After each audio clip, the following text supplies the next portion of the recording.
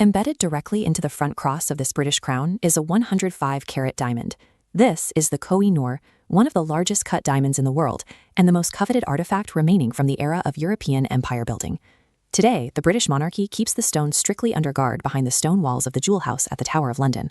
For decades, the Indian public and their elected officials have applied immense political pressure on the United Kingdom, demanding that the gem be immediately returned to its country of origin.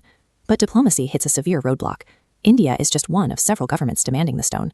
Pakistan and Afghanistan are actively pursuing their own legal claims to secure it. This map of South and Central Asia reveals the reality of the situation, a massive four-nation geopolitical standoff rooted in centuries of overlapping territorial control. Tracing the diamond's path begins at the Koh-i-Noor mine in Andhra Pradesh. It traveled north to Delhi, falling to the Mughal emperors. In 1739, Persian ruler Nader Shah sacked Delhi, carrying the Koh-i-Noor west into Persia before it transferred to the Afghan Durrani Empire. By the early 19th century, a deposed Afghan ruler fled back into the subcontinent, taking the diamond with him.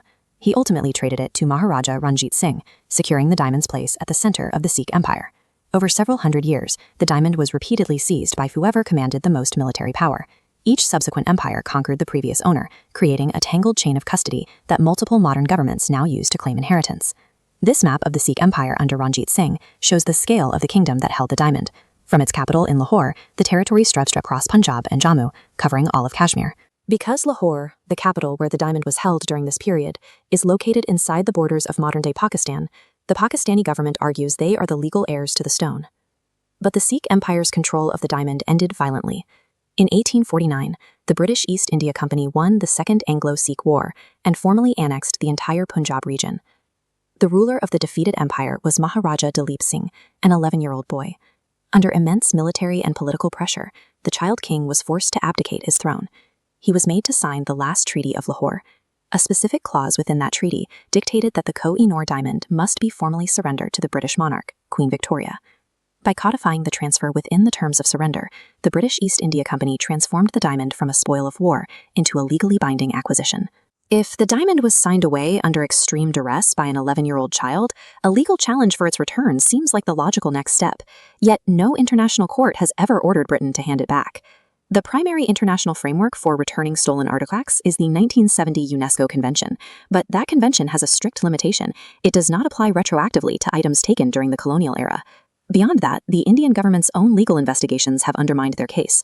In 2018, the Archaeological Survey of India stood before the Indian Supreme Court and clarified that the diamond was surrendered to the British. This document from the Indian Parliament confirms the official stance. Because the diamond was technically surrendered via a signed treaty prior to independence, international laws regarding illicit transfer do not apply. India's legal pathways for repatriation are entirely blocked by the historical legitimacy of 19th century treaties.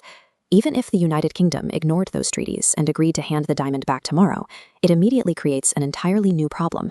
Who legally receives it? This map illustrates the conflicting destinations.